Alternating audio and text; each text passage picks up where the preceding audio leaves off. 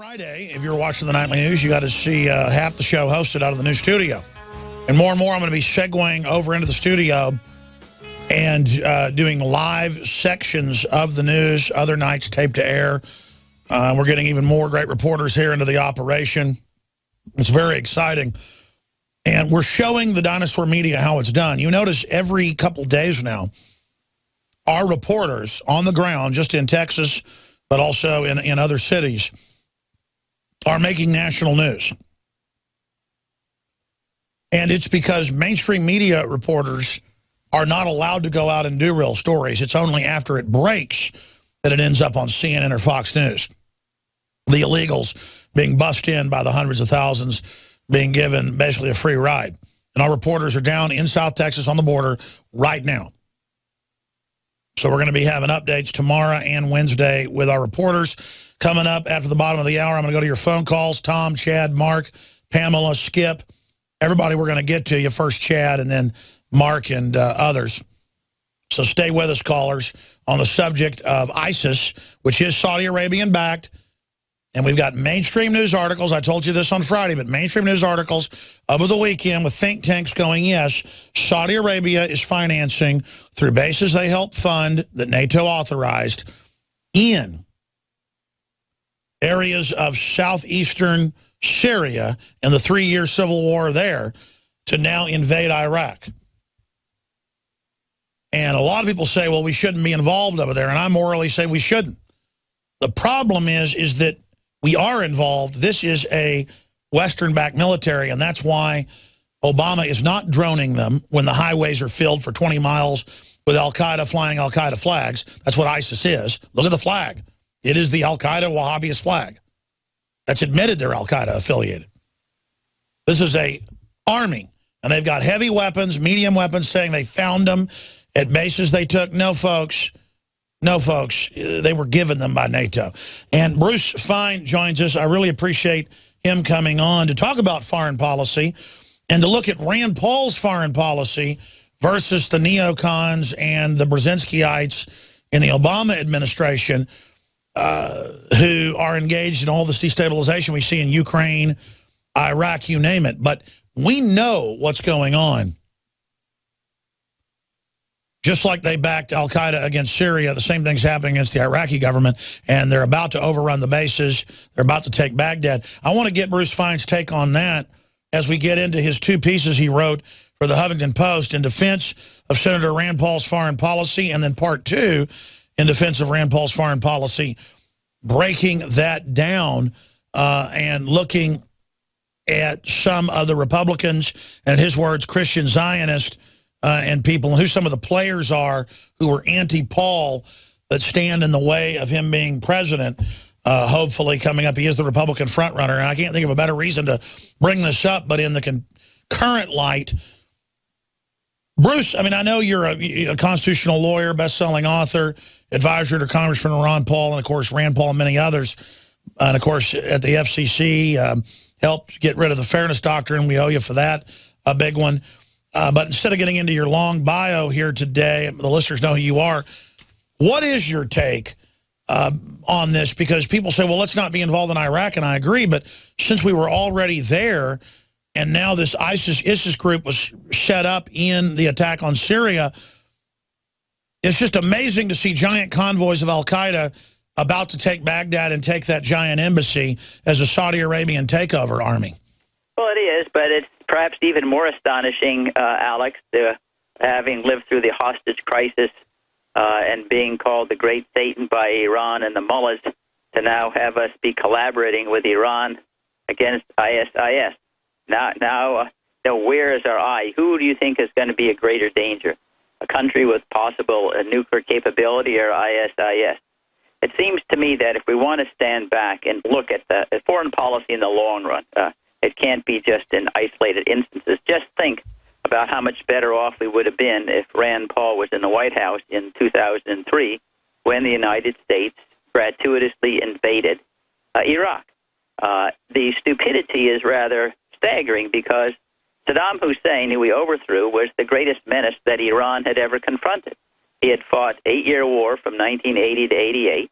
he feared Iran. The Shia in Iran and the Sunnis who dominated at that time in the power structure in Iraq viewed each other as infidels.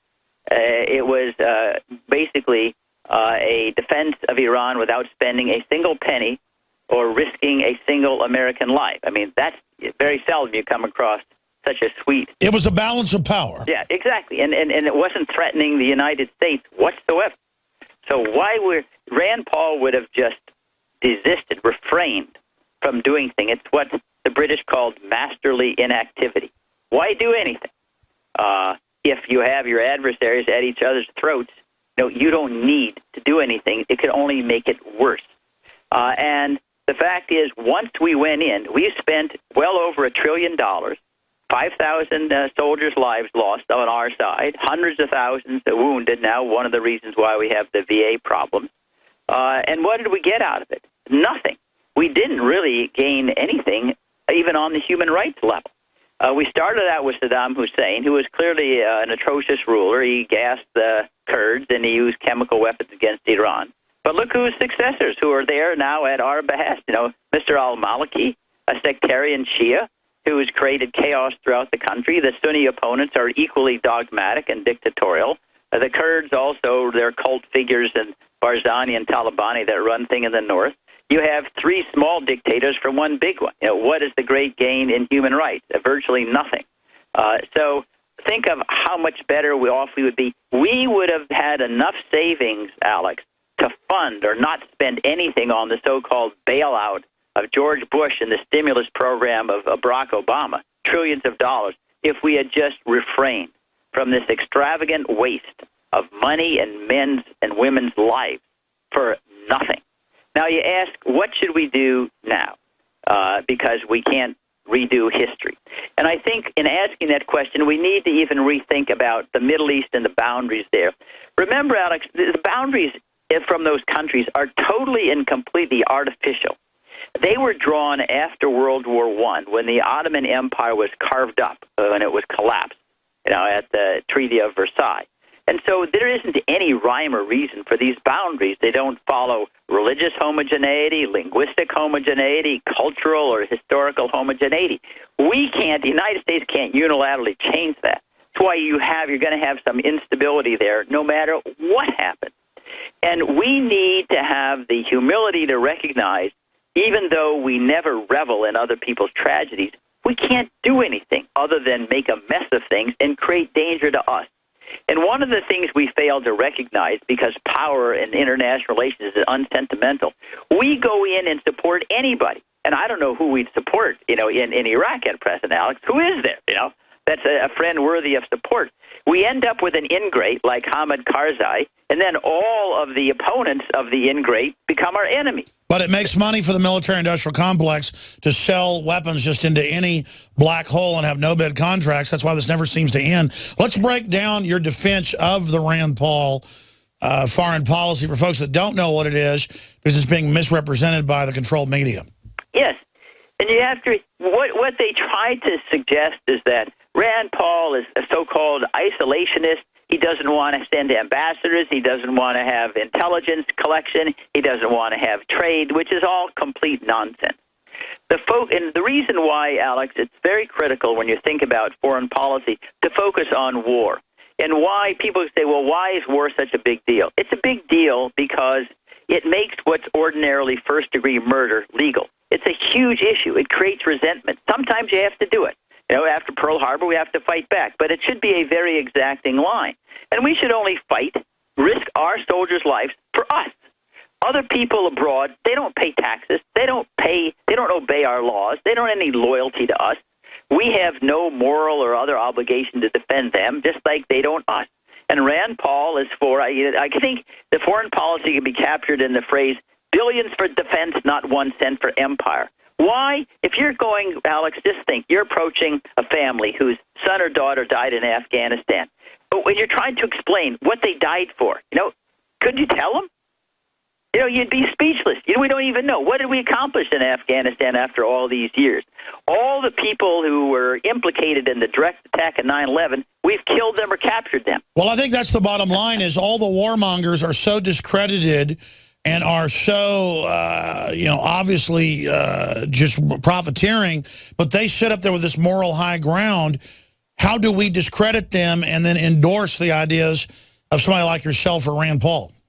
Well, just expose it. I don't think that it takes a whole lot of convincing. It's just having people like you who are willing to give the people a different voice than the echo chamber out of Washington. Oh, yeah, if we don't fight there, then we'll be fighting a caliphate in Washington, D.C. All these staggering exaggerations. But meanwhile, the caliphate is taking over Iraq, and it's doing it with arms given to them to attack Syria.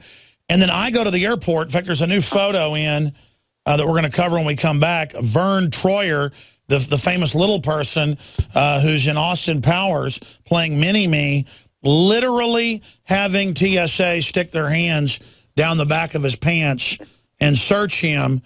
But meanwhile, illegal aliens are pouring across by the millions. I want to come back and ask you what's going on in this country.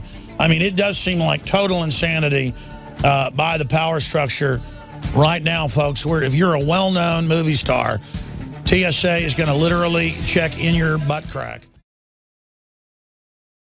Hi, I'm Dr. Edward Group. It took me 20 years of searching the globe to find the deposit of the highest purity iodine available. The new Survival Shield X2 is mined from 7,000 to 10,000 feet below the earth in pristine, environmentally clean conditions. The iodine crystals we use are extracted from an ancient 300 million plus year old deposit deep in the earth. It's the strongest nascent iodine on the market today. It delivers 650 micrograms per drop. Experience the new formula. Experience the ancient purity. Shield your family. Survival Shield X2. Available now at InfoWarsLife.com.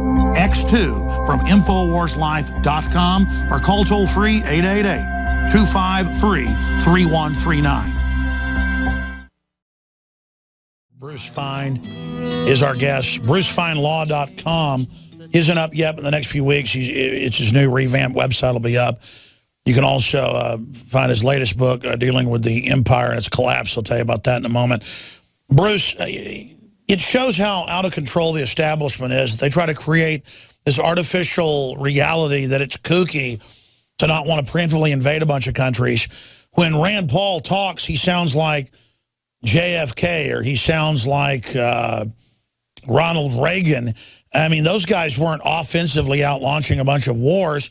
I mean, the good guys never offensively launch a war. And then, like you said, you can't even say what all these wars have done except clear the way for Saudi Arabia to take over the Middle East. And I think in the final equation, I think it's Saudi Arabia, even more than Israel. I know you mentioned that in your article, and I'm not defending some of Israel's war promotion.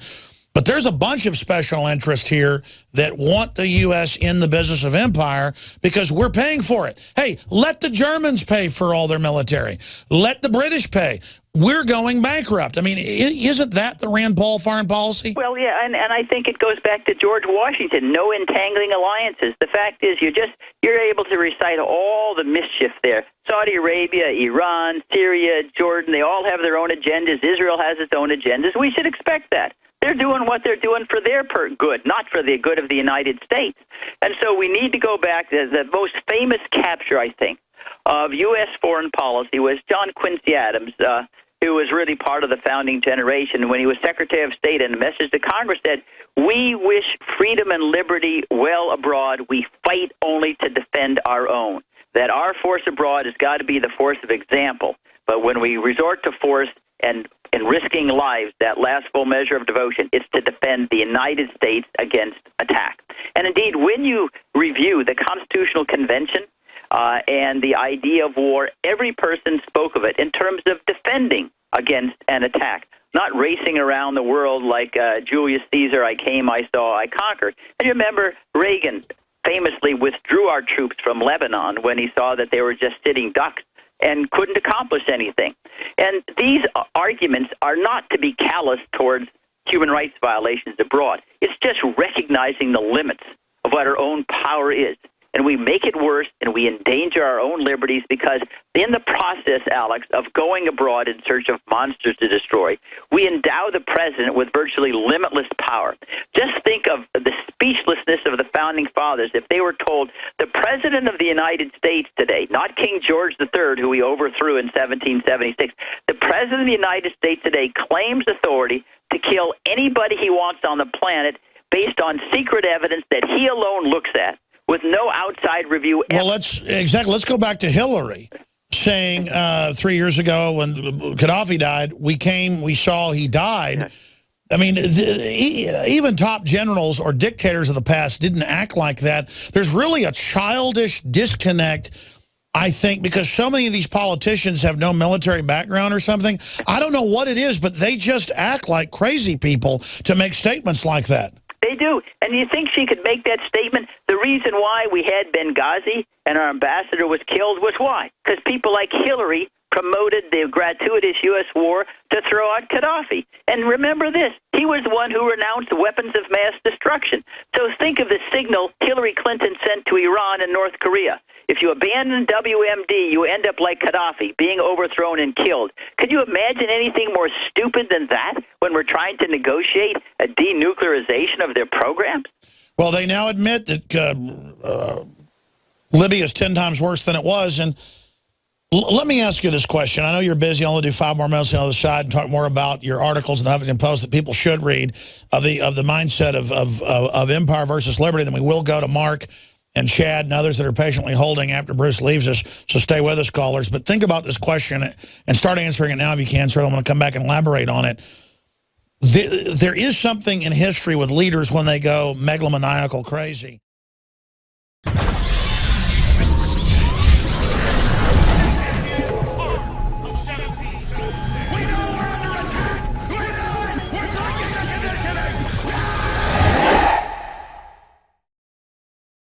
Final segment with Bruce Fein, and I'm going right to your calls for the folks that are patiently holding. Also, CJ running the board and producing in there. His brother's a little person, like the actor that plays Mini-Me in Austin Powers, who's released a photo on his Facebook that we'll show here in a moment, where they literally went in the back of his pants at the airport. And I've heard CJ talk about the stuff they do to his brother. And then it turns out Buckley, my cousin that works here, actually knows Vern Troyer this happened to. So I'd love to get Mini-Me of Dr. Evil on the show just to illustrate all of this. And my point is, the illegals, again, the churches are advertising on NPR, send money, give money. They're paying to get them here on buses. Then they stage them at the churches and deploy them all over the country to be Democratic voters, using the fact that we've got collectivism here to buy them off as voters. Oh, you'll vote for socialism? Gun control will give you money. And my issue is we do need more workers in this country. We've aborted 53 million of our kids. So I'm not against skilled workers or hardworking workers coming in. But that's not the reform they're pushing. They're pushing just totally letting anybody in to further bankrupt. And Bruce, I briefly want to get back into world politics and that question I was asking you geopolitically about the elite and their mindset. But this ties into the lawlessness. If I fly with my children, they want to pull them aside and grope them at the airport and put them in naked body scanners and treat me like a terrorist, while al-Qaeda groups are being funded to attack Syria. And you know, they're searching well-known movie stars at the airport, sticking their hands down their pants. And then meanwhile, the illegals, the Border Patrol's been told stand down, but then I go through Border Patrol checkpoints 100 miles in when I haven't even left the U.S., and I swear, when I'm a U.S. citizen, they want to search my vehicle. So they're using it as a power grab. What is happening with all this selective enforcement? It ties in to just the lawlessness of the state. I mean, what's happening? What is the spirit of just craziness I see?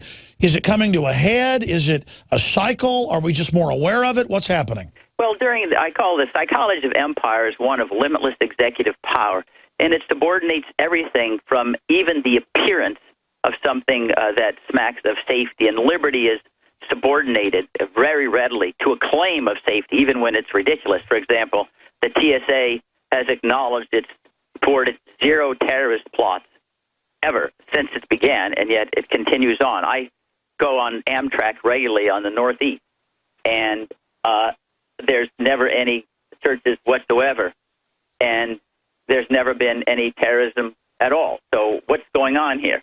How come Amtrak record is the same as the TSA, and Amtrak isn't destroying our privacy and liberty every time we go on a train? But it is characteristic of empires to become exceptionally sensitive to the idea of a risk-free existence, become arrogant in that score.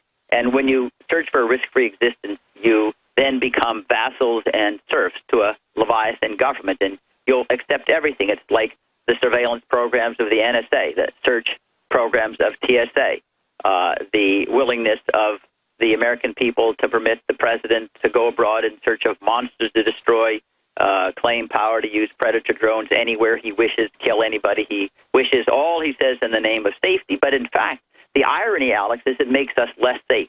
We give weapons, we prop up countries like Afghanistan, we make one ingrate the recipient. I mean, Hamid Karzai, the president of Afghanistan, would blast us every day, even when he's on the CIA's payroll.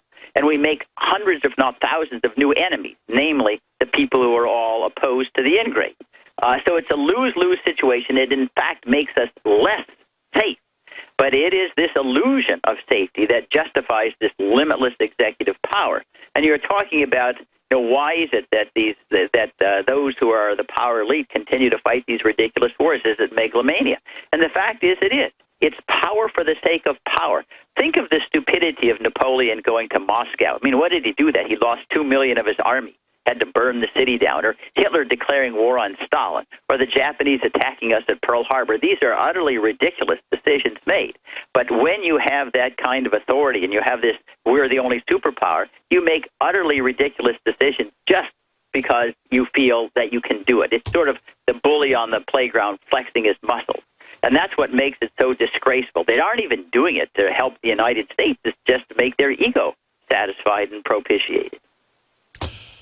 Well, I know this. The Tea Party is winning almost every primary right now, and every libertarian conservative I know is sick of war, sick of all this garbage. So are the Democrats. And I wish we could all just come together and restore basic rule of law, basic freedom. But if the Republican Party does not get wise and join with Rand Paul and others in trying to reform themselves, I shudder to think where it's all going. In closing, what do you expect to happen if we're not able to get a Rand Paul elected? He is the Republican Party frontrunner, but we're still a while out from that. I view Rand as the last great hope of the country. If we don't elect Rand Paul president in 2016, I can guarantee you that within 20 or 30 years, we will have a one-branch executive government that operates in secrecy, will be involved in perpetual warfare, will be bankrupting ourselves, and we will lose the republic. We think you have surveillance problems now. You can think, Alex, at how rapidly technology is moving to enable the government to spy with greater and greater intensity on our lives. Now they're gathering pictures of us as well as our conversations, our telephone data.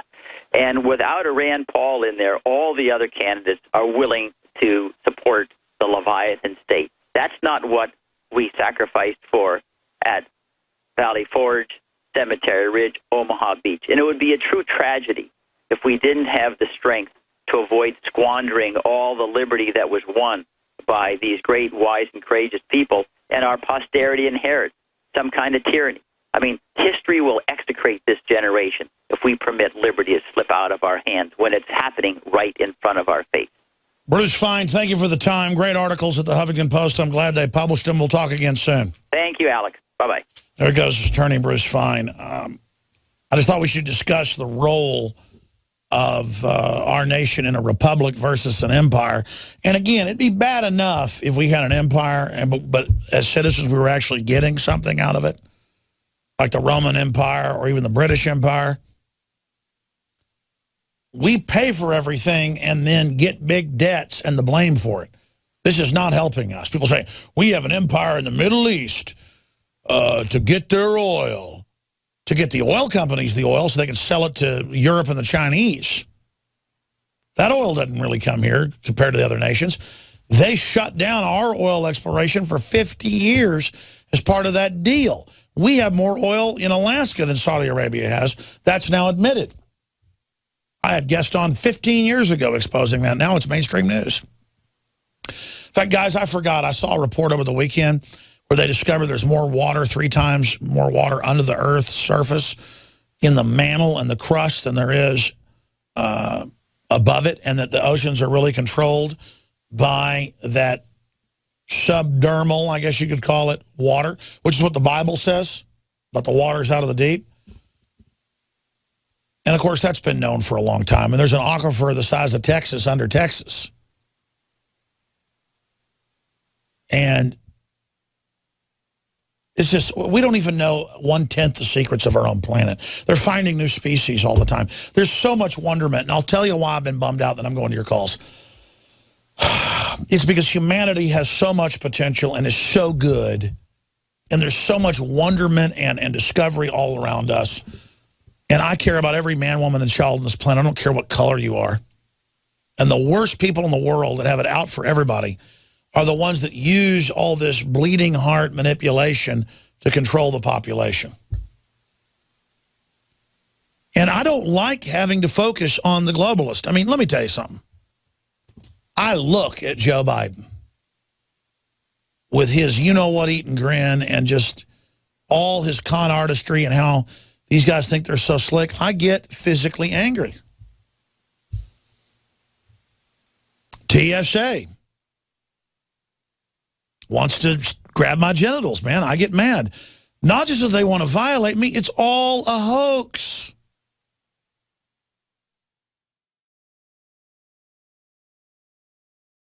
You are watching the best of the Alex Jones Show, weekdays from 11 a.m. to 2 p.m. Central. Watch live at Infowars.com/show or become a member of InfoWarsNews.com and help us take resistance to the next level.